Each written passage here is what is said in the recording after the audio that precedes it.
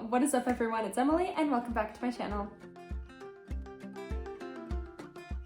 So today I kind of want to talk about something that I'm kind of passionate about, but also in the grand scheme of things, does it even matter? I don't know. I'm just going to talk about my opinion on something because isn't that what we all do on the internet? I don't know. I have this really strong feeling towards movie adaptations of books, and I think most book lovers would agree to the fact that that super pretentious saying of well, the book was better than the movie, because it just, first of all, it just is, and I'm sorry, I'm one of those people, but I think there's a reason why that's the case, and it's something that I think Hollywood and film TV producers are moving towards, and I really hope it stays that way, but I'm going to talk about why and what that is. So first of all, this is just my opinion, and don't come for me or whatever if I diss something that you love. I think I can count on one hand the amount of good book to movie adaptations that I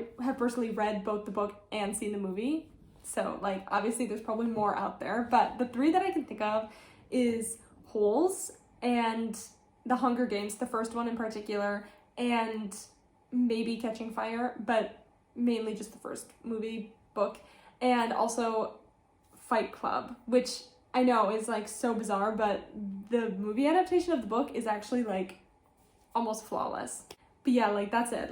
Those are all the movie adaptations I can think of that are these are pretty great. And I mean, I'm not really gonna go into this in this video, but there are also plenty of bad books that filmmakers have taken and made into great movies, or movies that were better than the mediocre book.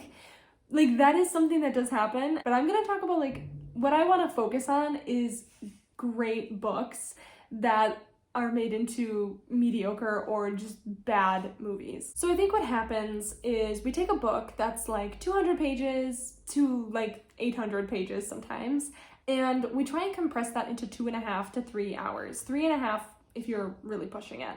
And in order to do that, filmmakers and scriptwriters have to take this huge book of information and boil it down to what the story is really about, and sometimes they really hit it on the head and they're able to do it, and sometimes it just absolutely fails.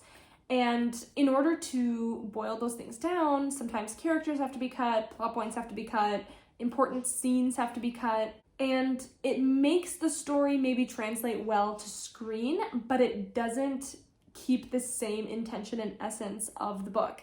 And oftentimes in doing that, we sacrifice character development or relationship development or just overall subplots. Sometimes those just get completely trashed in order to make it fit into this 2.5 hour film. And because it's all a business, it's all for the sake of making money. And honestly, I think there are just some books that are better off books and not turned into a visual media. For example, one of my favorite classics is Dracula. The story Dracula has been turned into countless movie adaptations, and I don't think any of them truly understands or grasp what makes Dracula such a good book, and that's that it's found materials, it's journals, newspaper entries, random snippets of papers and stuff like that, and that is what made it such a good book, and that just doesn't translate well to screen.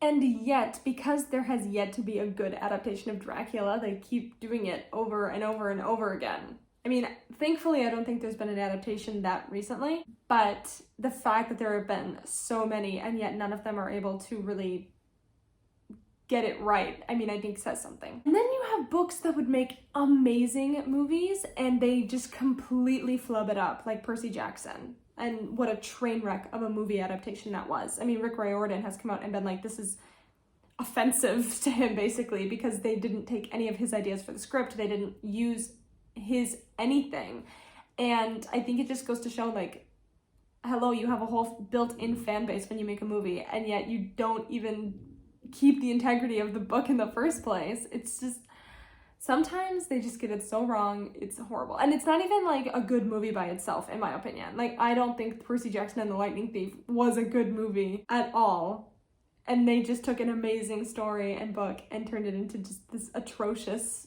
thing. But anyway, this will bring me to my next point, and that's if movie adaptations are not the answer, what is the answer? this is just my thought here. And we're already kind of seeing this happen, so I think I'm on the right track. But I think most book adaptations need to be limited series, like TV series. And I'm not saying like we should have 3 seasons or like Game of Thrones-ify everything, because first of all, I haven't seen that show and I don't really care to. But I think if you take a book, instead of putting it into a 3-hour movie and kind of putting the plot together, jumbling it up, cutting characters and plot points and whatever, we make it a 6-hour, 7-hour limited series where you get between like 6 and 8 episodes and you really get to delve into the characters, the plot, the story, and you don't really have to miss anything. And still breaking it up into sizable chunks that you don't have to sit down and watch all 7 hours at once. You could just break it up into 2 episodes a day or something like that. And like, I know maybe we're sick of having so many TV shows to watch all the time, but I genuinely think this might be the best way to retell these stories in a visual form. And we wouldn't have to cut anything out for the sake of time, because we would have so much time to develop all of these things, subplots, ideas, characters. And like, when you think about it and you read a book, I would say on average a book takes between 4 to 10 hours to read, depending on how fast you can read and the size of the book. You spend hours with these characters a lot of the time, and that's why we form such emotional bonds to these characters in our books, is we spend time with them. I've spent weeks reading a book once, and then when I closed that book, it was like I lost a friend. I think the reason I don't feel that when I watch movies is that it's only 2 hours, 2.5 hours with this character. And sometimes if the director and the actors do a really great job, yeah, I do feel those kinds of emotional connections to them.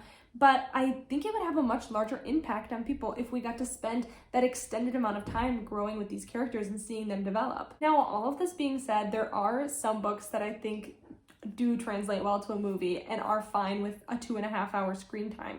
There are plenty of books similar to Fight Club that are short enough, concise, and almost written in a way where it's like, this needs to be a movie in order to just show everyone like how great this story is. And I've read books that do read like movie scripts, where like the author had in mind like, yep, this is going to be a great film and I need to write it in that way. But I think the vast majority of books suffer from movie adaptations versus a limited series.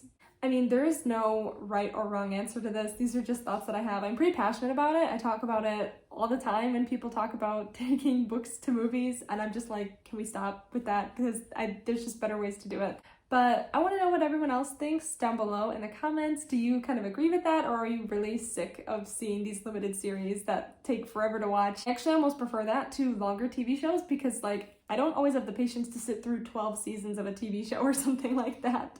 Obviously, I suppose if the series is long enough, that's fine, but I don't know. I feel like if it's just a 1-book series or even just a trilogy, I just feel like that's the best way to go and not lose the integrity of the story. Let me know what you think down below. I would love to hear from you. As always, thank you so much for being here. I really appreciate you. If you enjoyed this video, please like and subscribe to my channel. I hope you have a great rest of your day, and I can't wait to see you in the next one.